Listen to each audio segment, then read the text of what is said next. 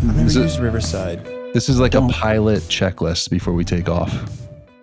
We just go through. No problem. We go through our checks. It's true. Pre-game. Sometimes if you don't, you miss something. And the only positive with Riverside is that it records everybody simultaneously, so you don't have to worry about syncing anything up. It's all already synced. Everybody's timeline starts at the exact same line, so you can just pull everybody's feed, drop it into Premiere or whatever you're using. Pull everybody's feed, audio and video, and then when somebody else is talking, we can shut off each channel. But it takes some time to do that. Yeah, that's very nice. The bad thing is we can't control the video input output. It is what it is. It is what it is. Infamous saying. Mm-hmm. Ron, thanks for joining us today. We completed the trifecta of Beyond the Wild podcast hosts. We had Jason, we had Mark, now we have Ron. Ron made the joke that we were going in order of Instagram followers. That is not true. I said it was alphabetical order, but actually both were very coincidental. Ron, thanks for joining us today on the Photographer Mindset podcast. Absolutely. Happy to be here. What's that? You said you were swamped before we pressed record. You still found time for us. We're honored. Yeah, no, I appreciate the opportunity. It's the busy time of the year for wildlife guys in the Rocky Mountain West. We're hopping from Elk Rut, popped out to Manitoba, and took a trip for polar bear. And then we also were fortunate to have a couple good aurora shows. You must have been in Churchill. We were, yep. Who were you with? Just on your own, or were you with a guiding company? I took a tour. So we went with Discover Churchill. I put the group together. There was another group that had fallen out, and they said, basically we're losing 1 week's of income. So they allowed me the opportunity to try to put a group together, and we did so in about a week and a half. Nice. We're able to fill that spot for them. Good for you. That's Alex DeVries, right? Yeah. Cool. I've been up there once, and it was with Churchill Wild, so I don't know much about Discover Churchill, but I've heard very good things. Are you a Discovery Channel fan? Who isn't? Come on. Yeah. Something's wrong with you if you don't like the Discovery Channel. Forrest Gregory was on our flight going up with Discovery. He went with Churchill Wild as well. Oh, very cool. Very cool. Went up to Seal River. So, bigger concept. You're swamped, very busy time of the year for you. You still find things to do, or still find time to do something that's important. How has that concept served you? We're all busy professionals, right? And Aaron and I talk on the show a lot of the time about, I just don't have time. It's kind of bogus. So, how do you make time as a busy person? There's always time. You just have to be willing to set other things aside or do them at a different time, and prioritize what's going to serve you better, what's going to serve your goals better. So having a full-time job on top of basically a full-time photography job as well, photo and filmmaking. Sometimes the two don't necessarily overlap at the most convenient times, but you just have to make it work. Are you a seasons of life kind of person? Like, do you embrace that concept where this isn't really the right time for this in my life currently? This is maybe for 20 years from now or 20 years ago? Or are you someone who cuts and culls other things out of your life, or prioritizes to make that thought or that thing you want to do come to fruition just by chopping other things? No, I would say as things come up, I'm not necessarily a seasons of life guy. If I was, my prime season is probably past. But I think as opportunities present themselves, you just prioritize where you're at, where your heart's at, where your goals are at, and run with them. So where's your heart at right now? Oh, definitely with wildlife. Wildlife photography is something that happened by accident just because of what I did for a living at the time. And it's definitely something I had to grow into. actually just went through some life changes. I had some old albums dropped off to me, and just this afternoon, actually, I was looking through my old albums and just realized how far things have come from those beginning years. In a good Now way? yeah, definitely in a good way. Not only, have I been able to pick up some better equipment, but you just every day you learn something, and I'm a perfectionist to a degree. I love to conquer things, conquer milestones, and the thing that I love about photography is such a challenge is you can never learn everything. There's always something that you could have done better on a shot, or something that you could have done better in a specific scenario. Right. And so it's never perfect. So how And do you find a way to make that satisfying? I think a lot of people with a maybe not as mature mindset would get frustrated that you're never finished, or you're never 100%, or you're never completely perfect. Whereas you're mentioning that that's satisfying. There's always room to grow. There's always another floor. yeah, I How did think you come to learn that, or embrace that kind of principle? if you're not green, you're dead, right? So if you're not in a place where you're growing, it's done. And so I think that's pretty much. I try to learn something every day, whether it is through a book, whether it's about. I like Native American history, read a lot there. But I think in the art of photography, I think that there are so many things for people to learn, and different challenges. And I just, for one, like to be challenged. I don't like things to get stagnant. And so I guess I just not only accept it, but I kind of thrive in that. I grew up my dad was a coach, and you could never get everything right in athletics either. Right. There was always those imperfections. And so working day to day to try to make sure that you're perfect when the opportunity comes, um, I think, that's a big part of the challenge. And that's why I do some of the other things that I do outside of the wildlife realm. Number one, they pay the bills. And number two, they give you an opportunity to hone your craft and make better shots there. And then when those scenarios arrive in a wildlife situation that most times you're never going to be able to repeat in your lifetime, it's just second nature. It's kind of muscle memory. And so Right. at that point, things just happen, and you don't necessarily have to think about it. Yeah. What's the saying? You fall back on good training. Mm-hmm. Right. I love that one.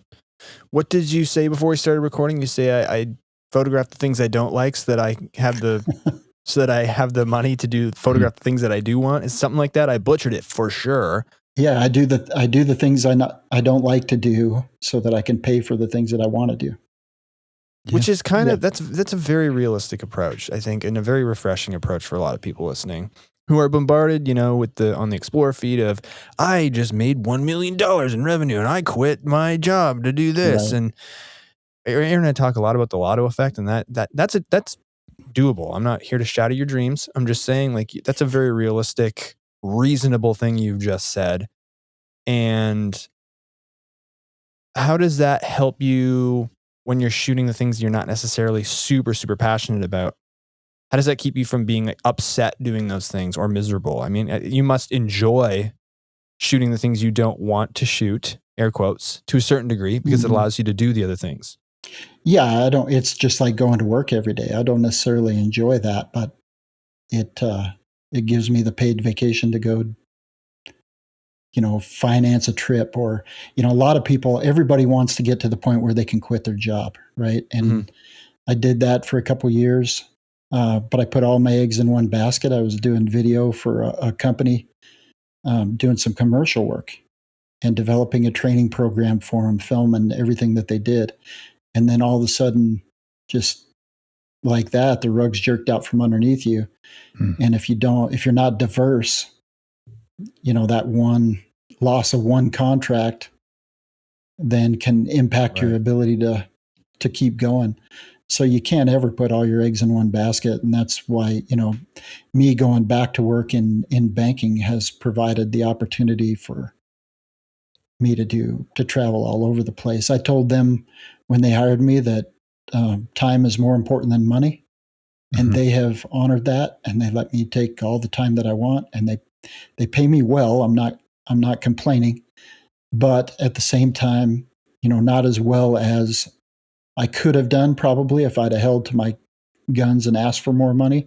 I just compromised and told them that, my time is my treasure. And whether it's spending time with my family or my grandson or going on a photo trip, seeing something new, that's where my heart truly is. So Yeah. I don't necessarily care about the big paycheck. I hear you. I feel like time is a deflationary currency, right? And it is a currency. I think often there's a struggle for people to see it that way because it's so intangible. But you're absolutely right. I think time is the most valuable thing on earth in terms of value. I mean, you literally cannot get it back. I mean, we all know that. It's the one thing that we all get the same amount of, right? So many right, to an seconds in a day, extent. and we all get the same number. I'm curious as to why people don't necessarily, some people don't see that as a currency. Yeah, there's a good video rolling around or meme rolling around, and it basically breaks down the number of seconds in a day, the number of seconds in a week, number of seconds in a year. Talks about, everybody gets this, and it's the same for all of us. It's what you do with it. Have you seen the weekly countdown calendar to your death? Have you seen this, you two? No. You can order it. I don't know the company. It's a big printout sheet, and there's a bunch of rows, several rows, and in each row there's bubbles, and each bubble is a week of your life. And at the end of each week, you're supposed to fill it out and have the calendar in a spot that you can routinely see. I've been debating buying this or not because it's super morbid, but I also think it's a great visualizer of, hey, don't squander the day, right? What am I wasting? Yeah, exactly. Aaron, I've talked a lot. Want to hop in?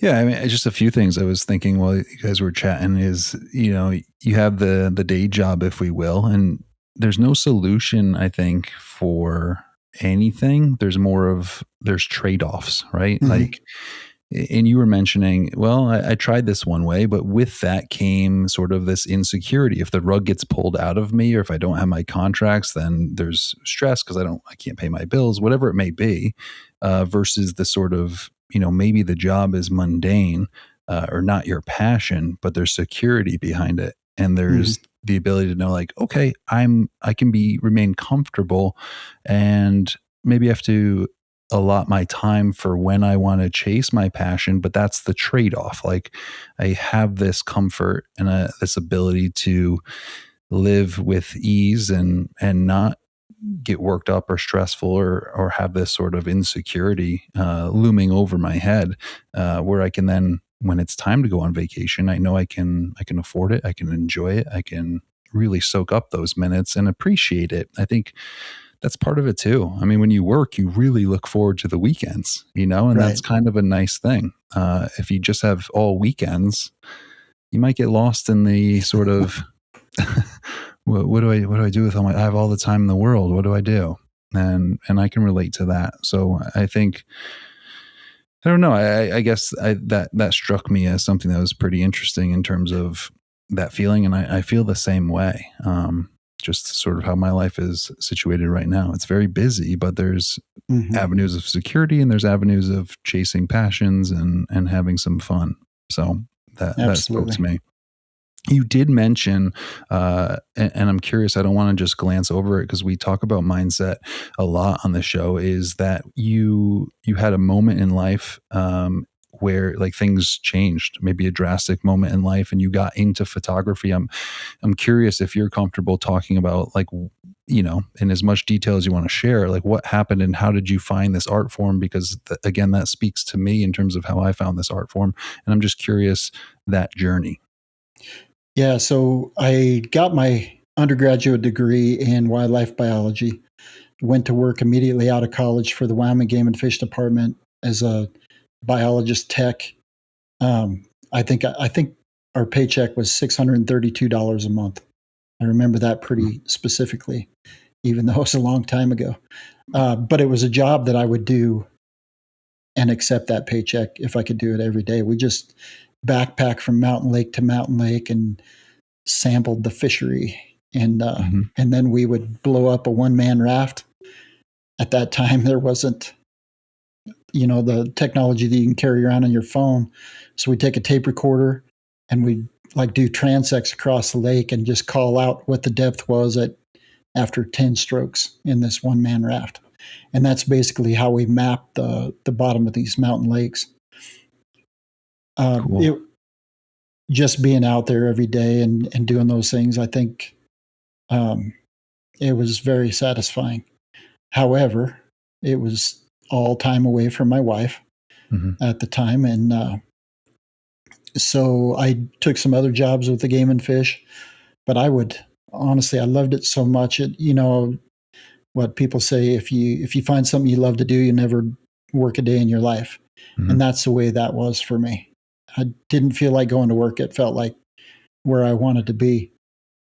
But they bounced us around from contract to contract. And when she got pregnant with our oldest daughter, it was time to make a decision. And I wasn't hired full time still. I was still a technician, a contract technician.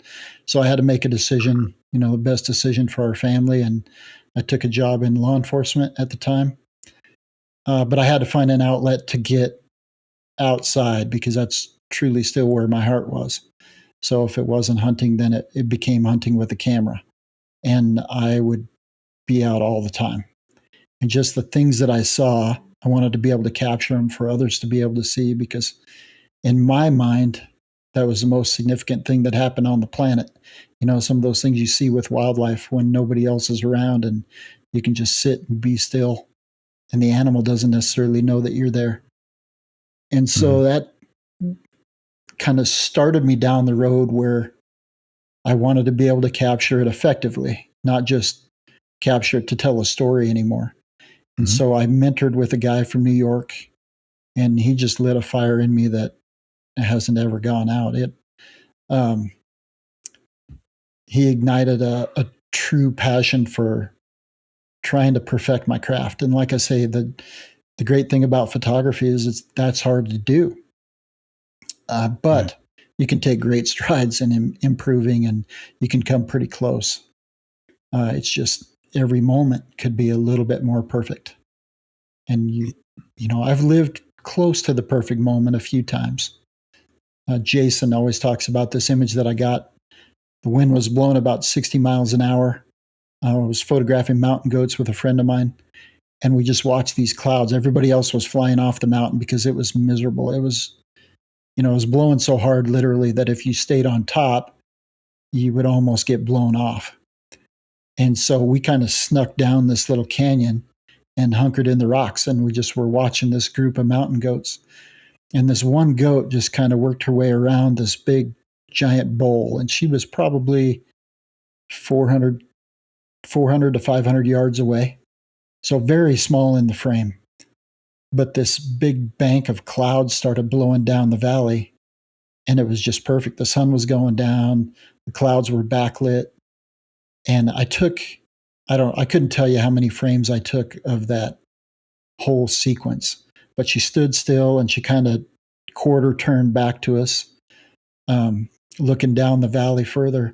And all of a sudden, these clouds started to break and have holes in them. And with that light, she was perfectly framed in this hole in the clouds, and the whole valley. The scene was just, you could never repeat it because it was a perfect moment, and I just happened to be there for it and fortunately capture it.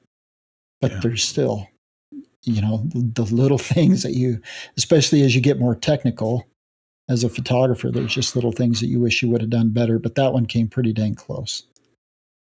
Well, that's an amazing, even description. Hopefully, when we put these on YouTube, we like to share some photos as they're going. I'll send if you you're guys comfortable that image sharing, sure. we'll make a folder for you. But I know some of the moments like that, and that one sounds like, whew, that was a nice one. Gave me chills just thinking of awesome. it. Yeah. especially We when got like up, high-fived conditions each are other, and got back to the car because it was cold. yeah.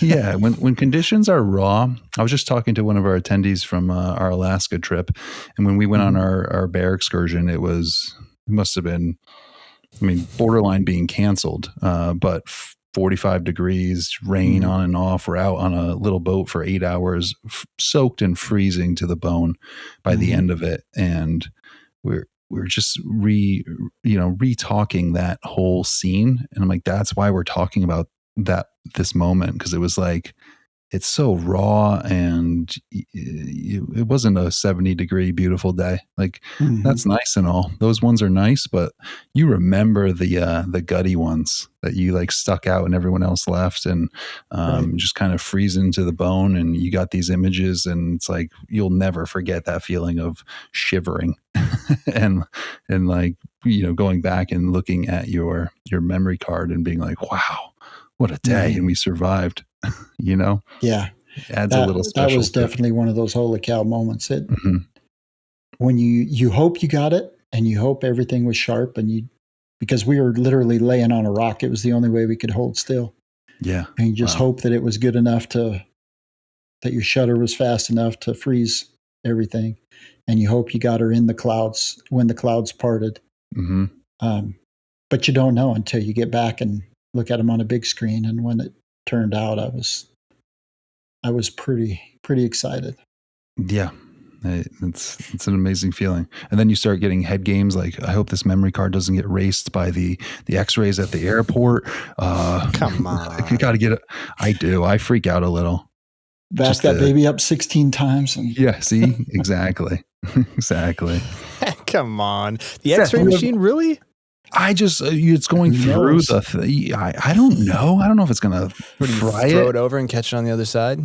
No, it goes through, but I just have a horrible fear of, what if this wipes it? Or what if they think they got to check my camera? And I know. There's always wiping your memory card. I'd be concerned about what it's doing to me. Yeah. Oh, you should be. And you should be. I can tell you what the TSA did to me. Oh, good story. Let's go. Last trip. No, but before I go on to that, I want to address what you were just talking about. That's exactly right. And my dog literally ate an SD card, and I was on a commercial shoot, and I was not recording back up. I left it on a coffee table, went upstairs, came back down, and the dog munched it. And I sent it being in law enforcement as long as I was, I had a friend that was in the FBI, and he's a forensic guy. Yeah. And they tried to recover it. He said, we've had criminals that didn't do as good a job as your dog did on this card. So you must have a lab or a retriever. I do have a lab. Yes. Yep. I called it. Good call. Yeah. They're great, very loving, but they love eating everything. They love eating everything. Sunglasses, socks, and SD cards. Away, huh? Yep. So we went to Churchill, Manitoba, led a group up there, and the lady at the local coffee shop, the Blend coffee shop, Sally Oban is her name. Sally, I've been on 3 polar bear trips now, and they've got a drink called the polar bear. So I went in the first time, ordered one. I said, hey, this is going to be my good luck drink, so we'll try it. And we went to Svalbard, Norway. Sure enough, had a great excursion. Several bears. Went to Churchill that fall for the first time. Went in, had another one. So this time she decides I need to take a bag of polar bear mix and give it to everybody and see what kind of day we'll have. So took the bag. It's in a Ziploc baggie, kind of brownish white powder. And you can guess where this is going. Yes, we're there. So I get to TSA. I go through the fast line. I'm a known traveler, so I went through that end of things, and the guy pulls me aside. He said, "Sir, we've got something in the bag has alerted us. We need to take a look." No problem. Usually it's electronics when they're looking at something like that. But he goes right for the back pocket, and I knew the only thing in there. And I had consciously thought, and I told Sally, I said, I hope this doesn't get me in trouble with the TSA, but I consciously thought I need to put this in a check bag and I didn't. I threw it in my computer bag because it's the only thing I had when she gave it to me, and forgot to move it. And sure enough, he pulls out the bag of powder. Well, he's just going to test it. And I asked him if I could take a picture of him doing it so I could send it back to Sally. And this guy was a super nice guy. Probably wasn't supposed to, but he let me take a picture. But to do that, I had to get in my bag to get my phone, reached across the line of no return that you're not supposed to reach across. And that sets a whole nother protocol. Ooh. So now they call a bomb guy over. The bomb guy has to do 4 samples of this powder. Supervisor has to come over. And then I have to get, of course, groped by the TSA out in the middle. He offered me a private room. Said, no, just do what you got to do. Get it over with. I got to get on a plane. And so I got the full molestation by the TSA and then headed off to Winnipeg from there. That's kind but of I learned amazing. my lesson. Yeah, don't bring cocaine-like substances on a plane. Don't bring powder. I would recommend not bringing powder of any kind on a plane. Yeah. That's well, if we weren't flagged by the streaming services, now. I feel like episode will get like 2 plays. I feel like podcasts talk about worse than this. Yeah. Plenty of them. It was coffee. The bomb guy opened it up and said, yeah, it's coffee right away. But he still tested it. Yeah. Why does the R5 suck? So the R5... Your words, not mine, before everyone freaks out, swerves off the road driving. I believe I have a lemon. So I'm working through one process. I'm going to update the firmware on my lenses, but there were things happening like, it's supposed to record up to 8K 60. 8K doesn't even show up on the menu. So I think I got a mishap from the Can I chime in right process. There? Because that it's happened not to a me setting, with my... but yeah, go ahead. That happened to me with my Sony. It was simply the card. A card has to be super fast. And if I didn't have the right card, that's the option wouldn't even show itself. So making sure. And I thought of that. And so I had a red card in there because Red's using CF Express type B cards now as well. Right. And threw a red card in there because it's the fastest one I have. It's like 1900 megabytes a second. Yeah. So still wouldn't show up.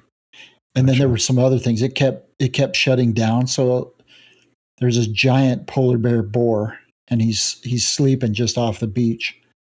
And he gets up and starts to move, and bam, my camera. And it had done it probably 15 times throughout the visit, but shut down, locked up.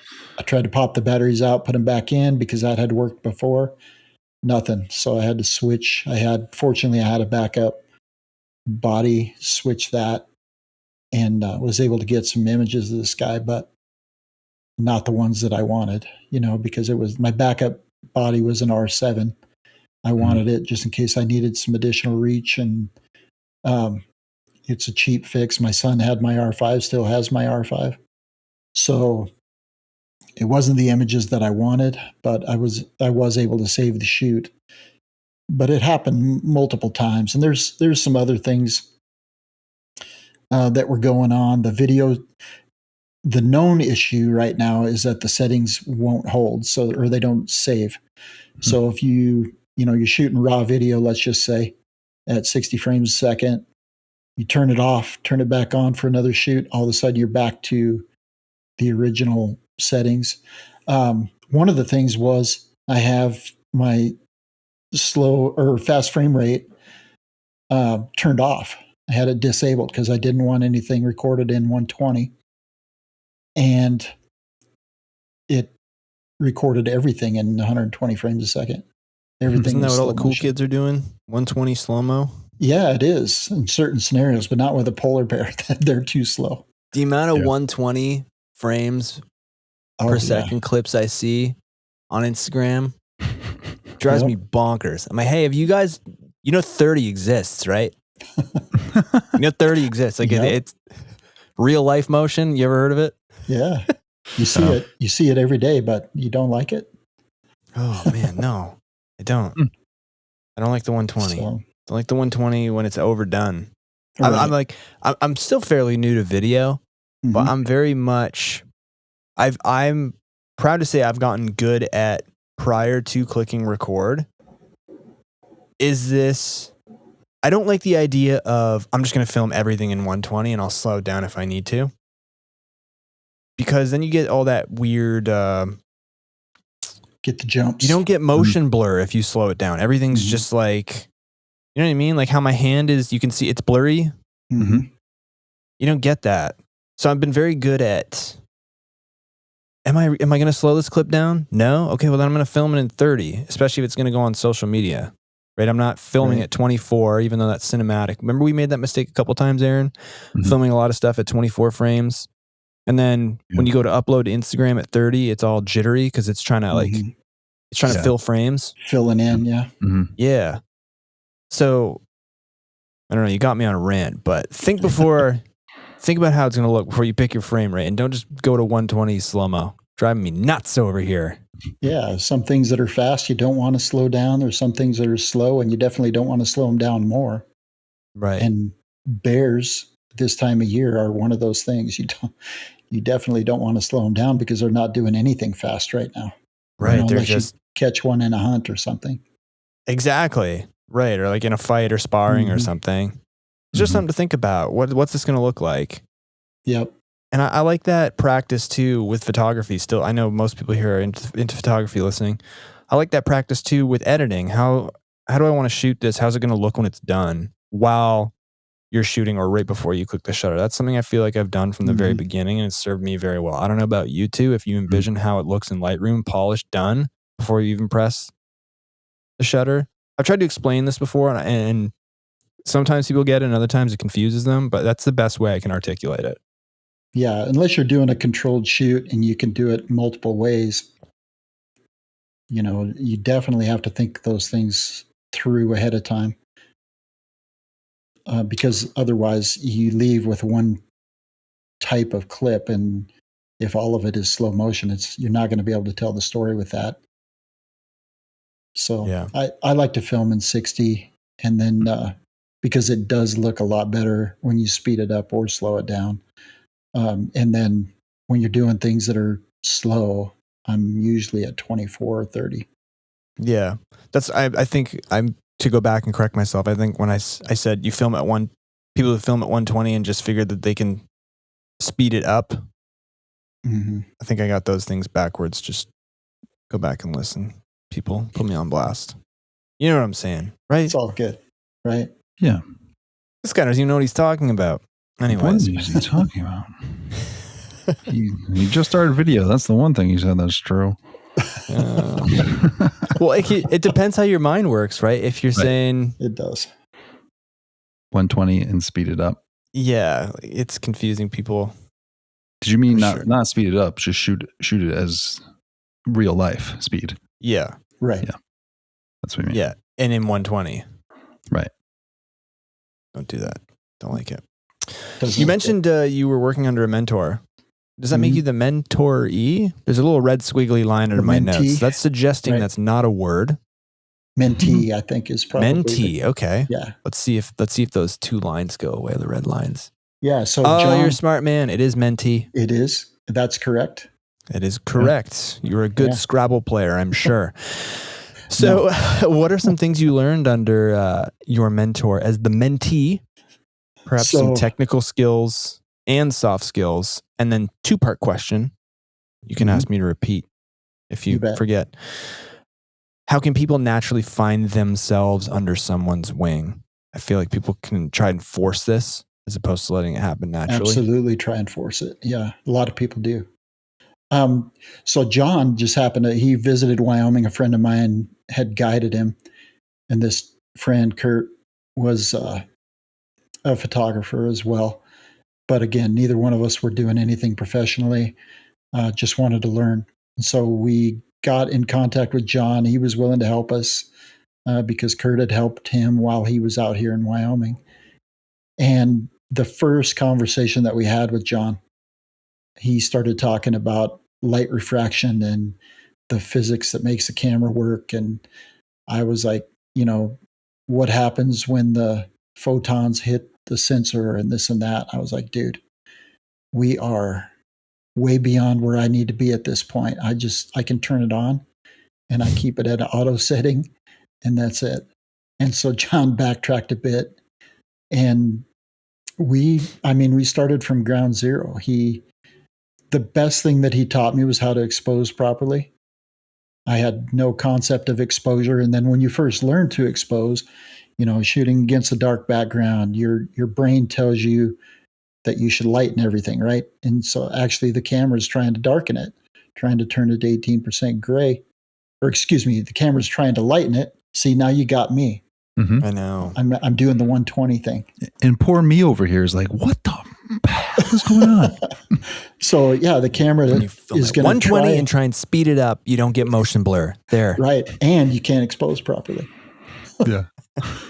No, but We've made our corrections. Exposure is counterintuitive. When you've got a light background, the camera is going to automatically try to darken it, try to turn it into gray, turn whites into gray. And so you need to add light. And then when you're shooting against a dark background, the converse is you need to darken it because the camera is going to work to lighten it to 18% gray. Mm-hmm. And so getting that concept through my head actually took longer than you would think. I kept doing the opposite, or I kept shooting in auto, and he worked pretty hard to get me off of auto. The second thing is, just getting a tack sharp image. And I think this is an art form that's lost on a lot of people because people get excited, throw the camera up, and you get images that are sharp enough. But when he's talking about a tack sharp image, it was, every little blade in the feather detail and every hair on the animal needed to be sharp. The eye needed to be perfectly sharp. Working at that time, there was no eye follow focus or anything like that. So you had to make sure the sensor or the photo focus point is directly on the animal's eye and keep it there at all times, and then maintain your composition while you're doing that. And now a lot of these things happen for us. We're a little bit spoiled, but those were skills that didn't necessarily come completely naturally. Yeah. I was still excited. And so those are things that he helped me to perfect. And then at some point, it was after a couple years, but at some point he lived in New York. John did. So everything, I was just sending him things online and he would review them and give me he's a New Yorker all the way through, give me very honest feedback about the images. If they sucked, he would tell me that they sucked. Mm-hmm. After I got to a certain point, he came out and we did a shoot on bighorn sheep up in northwest Wyoming. And I think at that point he was like, you've got this. We're going to check in from time to time, but you don't need me weekly anymore. And so then, the relationship changed a bit. He still texts me all the time. Anytime there's a animal attack scenario, he texts me to make sure I'm being smart and not doing things that are going to get me in trouble. But he just checks in, and if I'm out on a shoot, have a good shoot, I'll send him a couple images, and he doesn't have any negative feedback most of the time anymore. If he does, so made it. Will still tell me. Yeah. Yeah. So it's kind of like when you're a kid, you want to do everything to impress your dad and get dad's stamp of approval. And that's kind of the way it was with John, as far as that mentor in my life. And, I think the second part of your question, I think I have this correct. Second part of your question, I think that's something that needs to happen naturally. John, I had a relationship with somebody else who had a relationship with him. He set the whole thing up. It turned out that I stuck with John for quite a lot longer. John Timmis is his name. I stuck with him a little bit longer, and because it became something that I wanted to do. I wanted to focus and do this professionally, or at least semi-professionally. And Kurt had a lot of other irons in the fire, and so he still has his camera, still shoots on occasion, but I definitely ran with it. Utilized the relationships that he had with people, with different editors and different companies, and and just kind of ran with where I was in the world. Wyoming's a hotbed for wildlife photographers. You can photograph everything from the kangaroo rat, to swift ox, to sage grouse, all the way to bison, moose, elk, mule deer, white-tailed deer. You've got everything here. So there's no reason really to go anywhere else. And if you live here, there's no reason you shouldn't be out all the time photographing something. And so that, I think a lot of people probably develop those relationships in camera clubs. I think that's a good place to start. But I think just if you know somebody that has connections, or you know somebody that's got some expertise, ask them. They might not have the time to do it themselves, but like I'm picking a kid up at 6:15 tomorrow morning, wants to learn about wildlife photography. He does some crazy stuff with like toys. He does this macro where he sets these entire scenes up, and he runs smoke down through these little ravines that he's carved out in the sand, and takes these toy pictures that just have a degree of realism that is impressive. But he wants to learn about wildlife photography. He won a contest, and part of that was a 4-hour session to go out, photograph wildlife, and then work on post processing. So we're going to do the shooting part of that. We're going to do tomorrow. That's really cool. Very cool. I think Jason is, somebody you guys have had on the show. And one of the things is he's trying to find some ways to give back. And I think a mentor relationship is one of those options. But I think you have to look at where your time is best served. If you've got somebody that's as serious as you are, I think that's the first step. And then it just becomes, after a certain amount of time, it becomes a friendship. And it just kind of grows from there. And so does your skill level, as long as you stick with it. But don't expect things ever to change overnight. They're just not going to. And so I think that's the important thing to remember in that type of relationship. But I think you can find people at a camera store. You can find people in camera clubs, photography clubs. Take a workshop. Took a workshop from Charles Glatzer, and I would not say that Chaz is a mentor, but he's somebody that I've continued to stay in touch with, and I respect greatly. He's definitely somebody you can learn. Everybody can learn with. That guy is a wealth of knowledge. But I think there's mentors everywhere. It's just a matter of, do you recognize this? I'll say this. I think a lot of people come into this and they get a little bit too cocky too early and start to think that they got it. And there's no reason that such and such magazine shouldn't be using my images. I'm good enough. Why aren't people buying my work?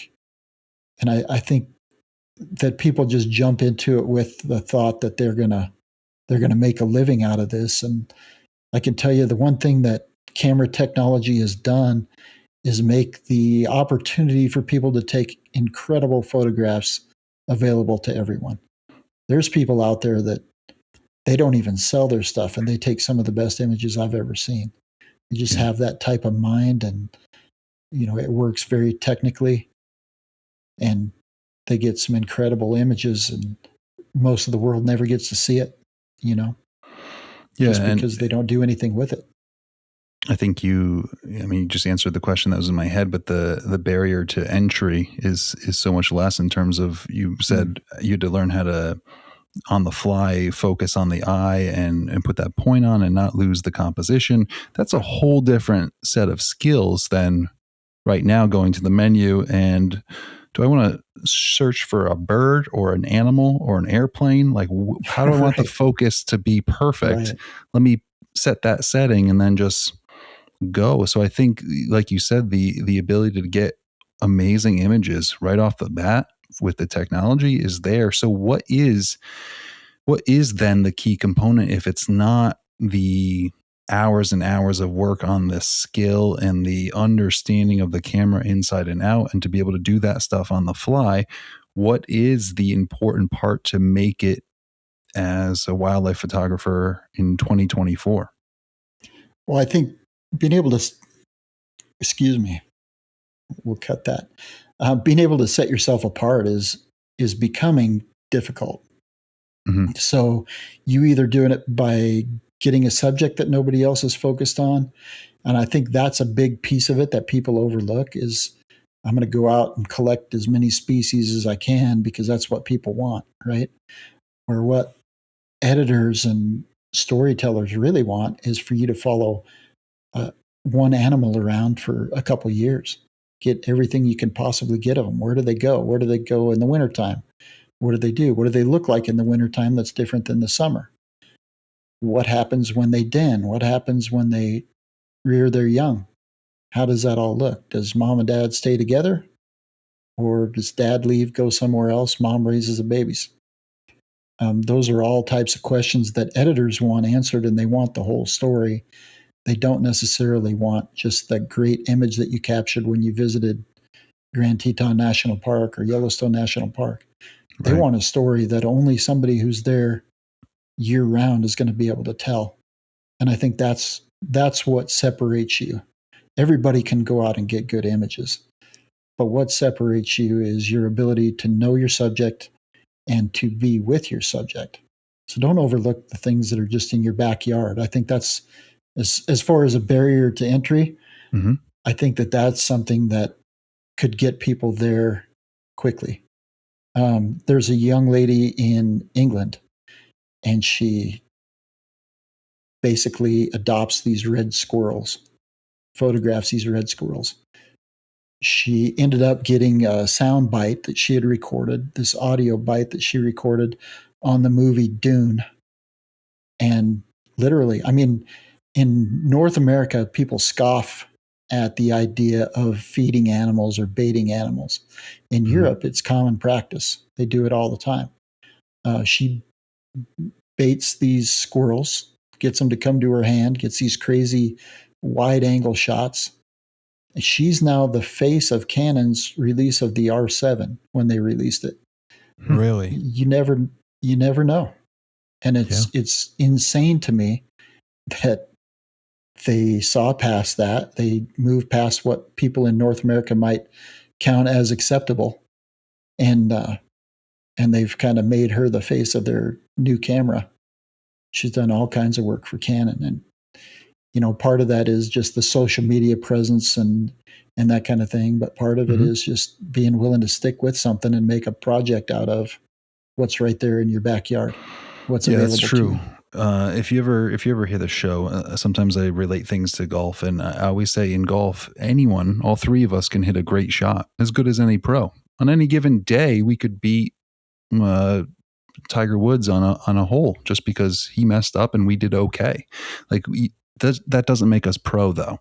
And I think it's the same in photography. It's like the hours put in and the thousands and thousands of missed days for that one image that would take forever to get. And then those add up on top of each other. And then you have a portfolio of really special images with thousands in between versus I'm going to book a trip to the Tetons, like you said, as an example. And me and 300 other people in a bear jam are getting the same photos versus the person that is, maybe it's just red squirrels or a kingfisher or what have you, but you're spending every day with them and learning exactly where to be day after day after day to get these special shots. And that takes a special person.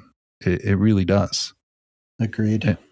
And I think that's a good thing. I think that's the top end, and it still should be hard to get to that point. Just like anything worthwhile, I think it should be somewhat difficult, and your passion has to like push through almost sanity, where you're like, God, I just spent 8 hours in the woods for absolutely nothing for the 7th day in a row, hoping to see this fox kit, emerge from its den.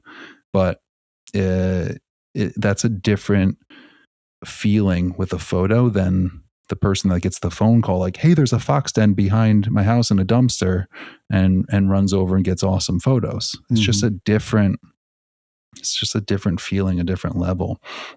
So yes, lower barrier to entry, but to get to that top level pro, let's call it, it still is that same amount of work. Right. Yeah, and people ask. Swift fox is one of my favorite species to photograph, and um, they're tiny. One of the smallest dogs, Mm-hmm. if not the smallest dog, canid in North America. The kits are about 6 inches long. I mean, Mm-hmm. not counting their tail, they're just tiny. And I've photographed swift fox for probably 15 or 16 years. And I got an image of mom bringing food into the den. And people always want to know, well, how long did it take you to get that picture? Well, that one was 9 years, and or a thousandth of a second once it finally happened. Mm-hmm. But 9 years I waited because most of the time when they bring food back, they take it down in the hole, or unless you got them just at the right age. So if you don't stay with them as they grow up long enough, you're never going to see it because it always takes place underground. Mm-hmm. And then, of course, there's competition between the kits. So Mm-hmm. if one kit gets it and it's behind a piece of sagebrush, the first thing they're going to do is find one of the many entries into the den, and they're going to go hide it from their siblings until they eat as much as they want. And so it took forever to get this image. And then once I got it, within the next year, I had gotten it like half a dozen times. Not a dozen times, but I got the first one was bringing in a songbird, prairie songbird, and then snakes and prairie dogs and more birds. It just happened all the time for me, but just trying to get that image and learning what it was going to take, that, hey, you can't just go out here in early June and expect to catch this. You've got to wait till they get older, almost ready to go hunt on their own. And then you're going to Mm-hmm. get them above ground because mom and dad are teaching them to hunt, and they're going to make them, earn it, so to speak. Yeah, you just said something. I'm curious if you've had this experience more than once where it takes you 9 years to get an image, you get it, and then it happens all the time. Mm-hmm. Mm-hmm. Is there something to the is it chasing? Is it desperation? Is it the focusing on I want this and giving the universe whatever you want to call it, like I don't have it. It's like lack. So it keeps that going until maybe you let go and you get it. And then all of a sudden it's like, It's constant. Yeah. yeah. So what is that? Because I've heard that many times. It's happened to me. Mhm. It's happened to me with blue heron, kingfisher, fox. I can name it, where chasing happens somehow. And then forever keeps on going. So what is that? Well, I think the first part of, or what you just said, the chasing, I think we can, with wildlife, you can try too hard Yeah. because you try to be at the right spot at the right time and you try to force yourself there. Yeah. And I think one of the keys is just learning to be still and not be consumed with what you want to have happen. Just put yourself in a position where it could happen in front of you, and then just wait. And then 90% of the time, 95% of the time, you're not going to photograph anything. But that extra, probably less than 5%, probably closer to 1% of the time is just going to be insane. Yeah. And we don't know what we don't know. So I think part of it, honestly, is learning their behavior. And, me just learning, I can have fox in front of me, but that doesn't mean that these behaviors are going to happen in front of me because these kits are too young, and they'll hide. The first time a bird flies over, they're going to run and hide every time. Mm-hmm. And then as they get older, they get a little bit more bold. The games that mom and dad play with them are more focused on teaching them to hunt, teaching them to survive. And so that's when some of these behaviors that you want, and just learning the animal in such a way that these behaviors don't surprise you. You've just learned to adapt your timing to when these actions are going to take place.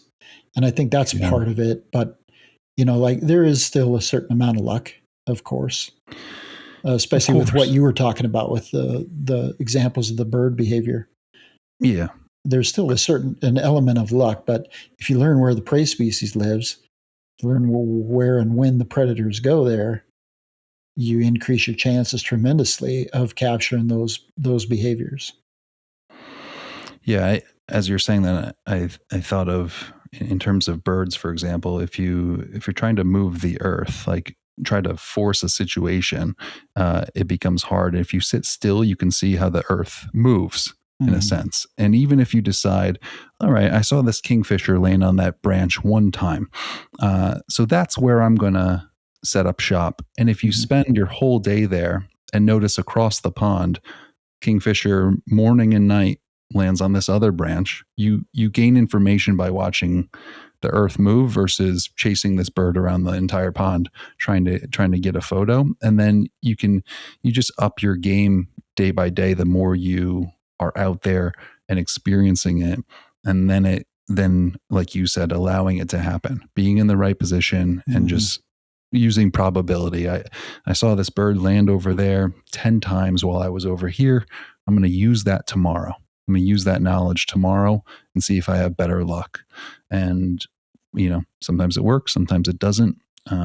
Seth and I have always said it takes 3 days to get and by that I mean 3 different periods. Those each days could be multiple days, but it takes 3 times to get a decent wildlife shot. You have to know there's an animal there. You have to kind of be there when it's there. Then you have to see where it is. And then you have to decide, okay, now I need to frame a shot and kind of figure it out. So it takes usually more than just the luck of just happenstance that, oh, here's a great image. Let me take a picture. That doesn't happen too often. And when we were doing Wild and Exposed with Michael Morrow and Mark and I, when we first started, one of the big things that we would talk about is you plan your trips for 10 days. And that's exactly why, because your first 3 days are wasted. You're learning the areas, you're learning where the specific individual animals are, and then trying to formulate a plan.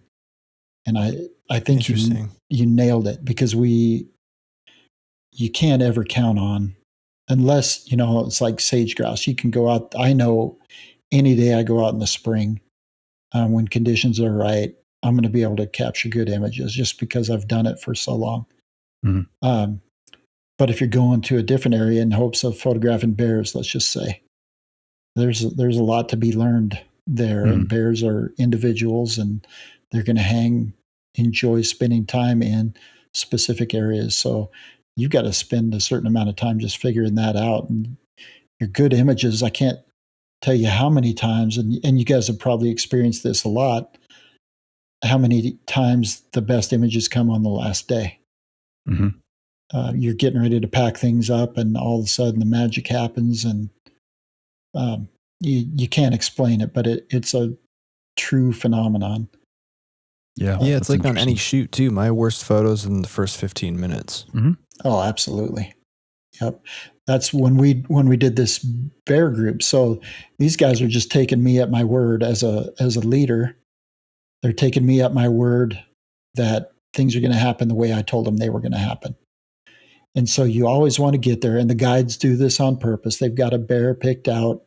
They're going to take you out to that bear, and everybody's going to get the first one under their belt. And that just gives everybody an opportunity to relax, the next day.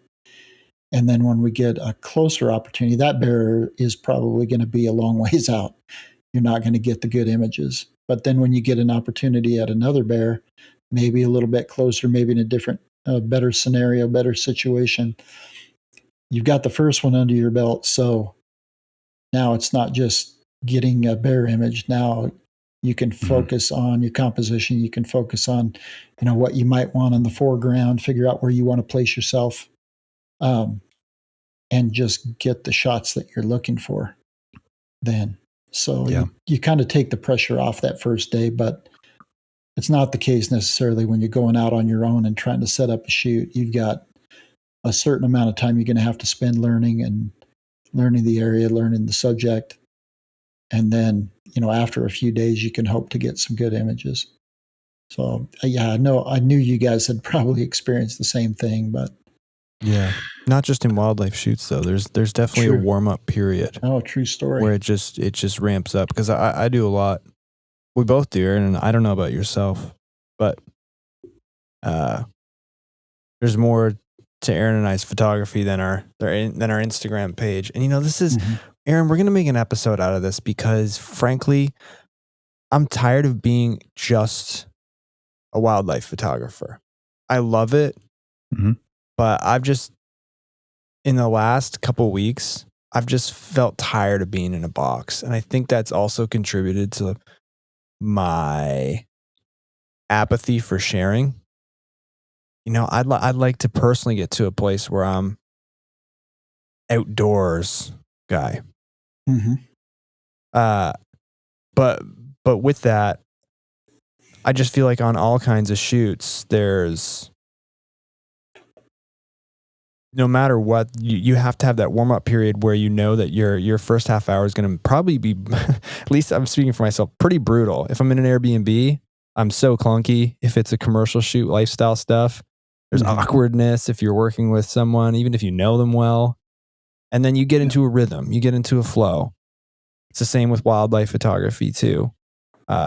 Obviously, that's the theme of today because you are a wildlife photographer. But I've just been sitting here the last couple of weeks, and I wanted to mention here. I'm just like, I don't know if you guys ever feel this way. Do you feel like you're in a box sometimes, where you're like, man, I'd really like to branch out a bit? You don't have to. I just like me personally. That's how I'm starting to feel. Mm-hmm. Yeah, for sure. I mean, sorry, I didn't mean to jump in, You're good.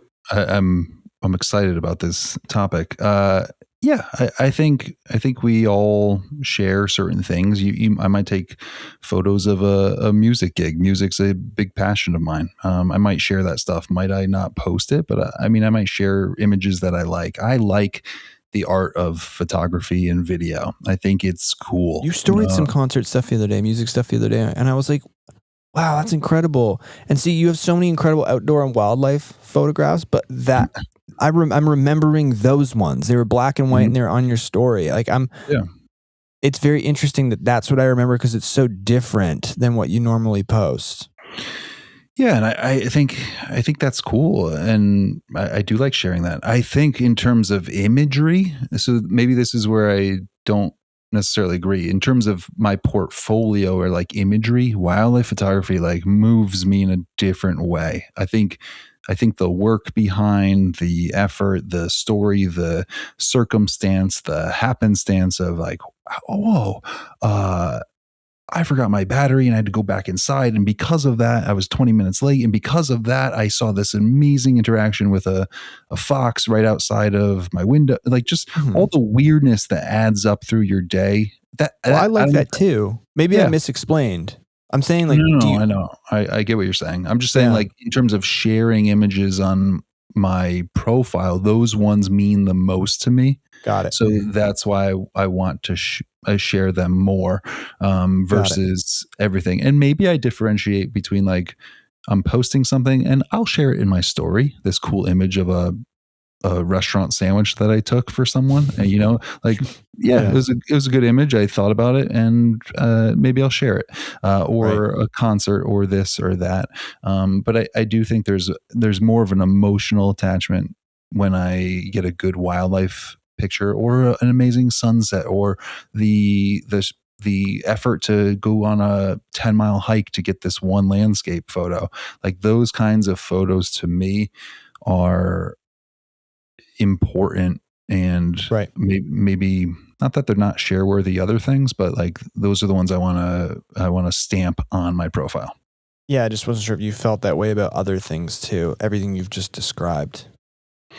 Yeah. And you're like, oh man, I'd really love to cohesively blend that. That's where I'm at. To be very honest, I'm no Ron Hayes in terms of, I live in Connecticut. It is, it's like, I'm not going to compare because I don't know, but I'm sure it's a commitment anywhere. If you really are into wildlife, it's a commitment, and it drives me crazy. I don't like you found a owl's nest. Where's the coordinates? Like I'm gonna go straight to it and do no work. Like that feels cheap to me. To be honest, going to Yellowstone and Tetons is starting to feel cheap to me. It feels like a open air zoo. Like it kind of does. I don't know. Like I feel you. I don't have the same desire as like my best wildlife moment of my life was about 3 years ago where I decided it just was like a perfect snow, a 3-inch snow. And I was like, I had my brother on the way to work, drop me off 5 miles from my house in the woods. And I was walking home and I wanted to track. I wanted to find some tracks and I found fox tracks and I tracked this fox about 2 miles, making guesses because there were a lot of tracks. I'll go this way or I'll go that way or I'll go this way. And it led me to this fox sleeping under a pine tree. Following tracks and looking up and seeing what I thought was a log, but it's moving and freaking out that like I'm 10, 15 feet from a fox that I just tracked to a spot. Now, did I get a photo? Not a great one. It was like through brush. It was a little out of focus. I was really frazzled, to be honest, with the moment.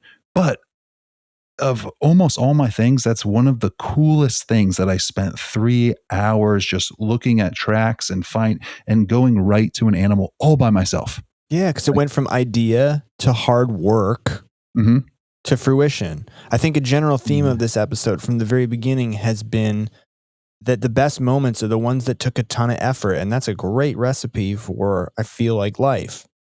Yeah. It feels so much better when you earn it.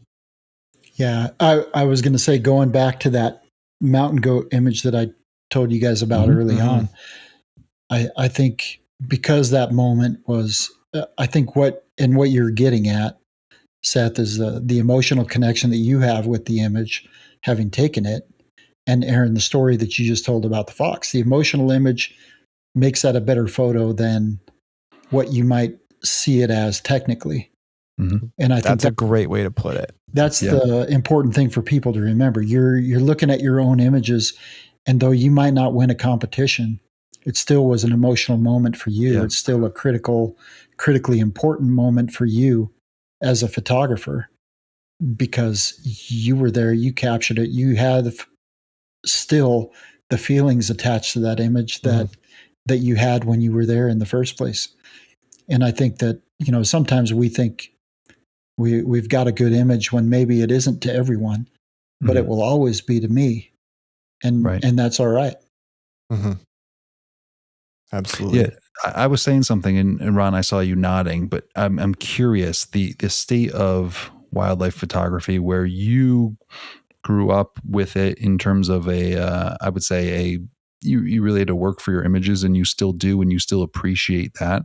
I think you mentioned as a hunter prior and then switching over to wildlife photography, a similar sort of discipline and craft versus like I said, here are the coordinates to the great horned owl nest and Instagram and everything just kind of flooding the market with people just rushing straight to and thinking like, I'm a wildlife photographer because I have good interpersonal skills and people share with me where everything is versus like I don't know. I think the getting the badges to be there where it's like, no, like this image took a ton of research, tracking in the winter, finding a den through tracking, waiting in the spring, missing it that spring, checking again the next spring, like that kind of stuff where you then get the image and maybe it is emotional and maybe it is, or does it not matter? Is an image is photography art and it is what it is. And congratulations, you took the easy route. You were working maybe smarter and not harder. Yeah. There was, going back to that, the biggest story that I can think of is there were some fox in Grand Teton National Park that were habituated to people because they hung out around ice fishermen and they would go steal the fish. So the fishermen would set a fish up on the ice. When they'd catch one, the fox would just come along when they weren't paying attention and steal one. Well, there was a pretty famous photographer, I'm not going to get into names, went out to Grand Teton National Park and was deliberately feeding these fox just to get a wide angle image of them. Can I say the name? Because we all know who it is. Okay, well, go ahead. Isn't it David Yarrow? It was. Yeah. We remember the story, and he got blasted. He did get blasted. And he should have. Yeah. It's ridiculous. And the fox was destroyed. So the fox was it? I didn't know that part of the story. So the fox gave his life so you could get a wide angle image That's ridiculous. That's not wildlife photography. That's just greed. And I think Right. that, the cojones on some people to just, Steve Mathis is one of my favorite guys on the planet, as far as a wildlife photographer in the field. Great guy. But unless Steve offered, which he has at times, I would never ask him, where do you get these award-winning great gray owl images? Tell me where they are. I need the coordinates so I can go get one myself. I would just never have the intestinal fortitude to ask that, nor would I have the expectation that he would tell me. Mm-hmm. And I think that to your point, and that's what a lot of people are all about. And, my standard answer is Nunya. It's on Nunya Creek. Yeah, that's where you'll find it. Here's an interesting question that Aaron and I have talked about quite a bit. Let's use the Yarrow example. Okay, well-known photographer, obviously caught feeding already habituated wildlife. Mm-hmm. What's beyond the feeding? What's the difference of, going to one of these major national parks and capitalizing on habituated animals in general and getting great photos? Like, if a fox walks 10 feet past you, of course you're going to take the photo. Yeah, absolutely. And I think with the Yarrow it's such example, a weird line, right? Like, it is. With the Yarrow example, though, he could have done that. He was in the position, in the place, right, to just lay there and have the fox assume that he's got fish. Mm-hmm. But he didn't. He took it a step further and provided the bait then to an already habituated animal, and put the animal's life at risk. Because and I don't know this part for a fact, but as I understand it, he was warned already not to do that, because that's kind of was the MO. Right. In Yellowstone Park, you are going to have animals that are habituated. Of but 100%. let's just take bears, for example. Right. You still don't put yourself in a position to take a wide angle bear image, no matter how habituated they are, because there's an element of danger that you cannot overlook. Right. A lot of people getting these great images. There's a group of young people from Jackson Hole that have kind of made a living on it now, using camera traps, and they're getting some beautiful wide angle shots utilizing camera traps. They're setting these shots up ahead of time in their mind. They're setting up the composition and hoping an animal puts themselves in the composition. But it's not. They're not baited. They might put it on a carcass that was an animal had already taken down. And I think, where's the line there as well? But you're not baiting. You're utilizing what your field craft has taught you is going to produce an opportunity. But photographing habituated animals is also, you take that one step further, and I've done this as well. Animals at a game farm. And I will tell you that I did that after my father died. My mom wanted images of a bobcat, and at the time I didn't have any. We were the Thermopolis Bobcats. My dad was a career coach. He was involved in athletics in my hometown for like 45 years. They named the football field after him when he passed away, all this kind of stuff. But she wanted bobcats because it reminded her of my dad. And so I went to a game ranch, game farm, photographed bobcats, photographed all kinds of animals. And I will tell you that the feeling that I had even at the time was like, this is not wildlife photography. This is providing for my mom. And it gave me, a little bit of peace too, because it reminded me of my dad just being there. But it definitely is not the same thing as having an opportunity. Then later on, a friend called me, and then I will say, going back to the networking thing that you're kind of talking about, Aaron, there is an advantage to that, but there still has to be an element of effort on your part for those images to mean much. And a friend called me, told me he found a bobcat den. They were denned up behind a railroad bridge. And I photographed these cats for like 3 weeks, morning and night, before and after work until I just couldn't anymore. They started disappearing as the young ones got older. And that was a completely different experience. Even photographing them near train tracks, on the trains, playing on the trains, that kind of thing was much different than photographing them from a game farm. Yeah. So yeah, I think to your point, the effort is as much of the photo as the photo is the photo itself or the moment itself, to me. And I know all people don't feel that way. Some people would be happy with the easy ones, but I think it's important for me to have some kind of an emotional buy-in or sometimes physical buy-in to capturing the image for it to resonate, I think, as any kind of emotion at all.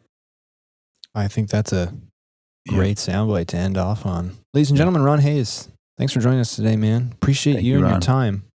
Thank you, guys. And the nuggets of knowledge that people can use. And if you love wildlife photography, go check out Beyond the Wild podcast, where you can listen to Ron, Mark, Jason Loftus, Mark Raycroft, Ron Hayes. It's the three of you, right? It is. Yep. And you can dig real deep into that niche, learn a ton. But we'll put that link in the episode description as well so people can easily find it. Ron, thank you so much. Thank you, guys. I greatly appreciate the opportunity. Yeah.